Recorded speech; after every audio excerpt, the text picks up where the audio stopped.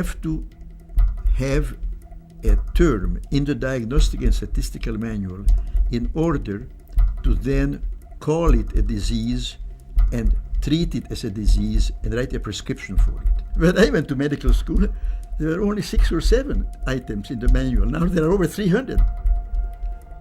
I mean, you mean to tell me that there have been 294 diseases discovered in the last 60 years? In psychiatry alone? It's a joke. It's an epidemic of psychiatry that we are dealing with. We don't have an epidemic of mental illness, we have an epidemic of psychiatry.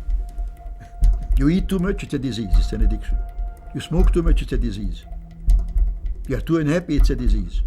You're too thin, it's a disease. You're too fat, it's a disease. You have too little sex, it's a disease. You have too much sex, it's a disease.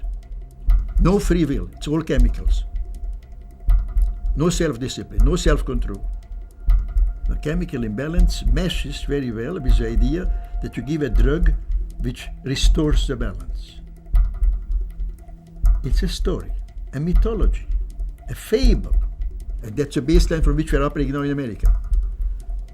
The child doesn't perform the way he should or behaves he should, he is not responsible. Some chemicalist will give him a chemical.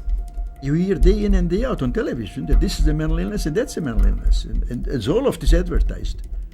Beer you can't advertise, but Zoloft you can advertise. Now it's not just psychiatry, it's a whole psychiatrization of the culture. Now what's more toxic, Zoloft or beer? Amen. Case closed.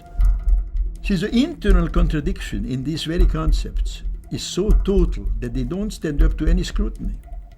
Nobody has yet measured, demonstrated, or created a test to show that somebody has a chemical imbalance in their brain. Period. Psychiatrists are getting more and further and further and further away from this human-to-human touch.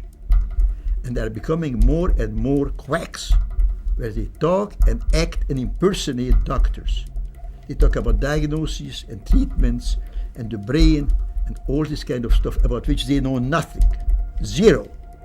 It's not science, it's politics and economics. That's what psychiatry is.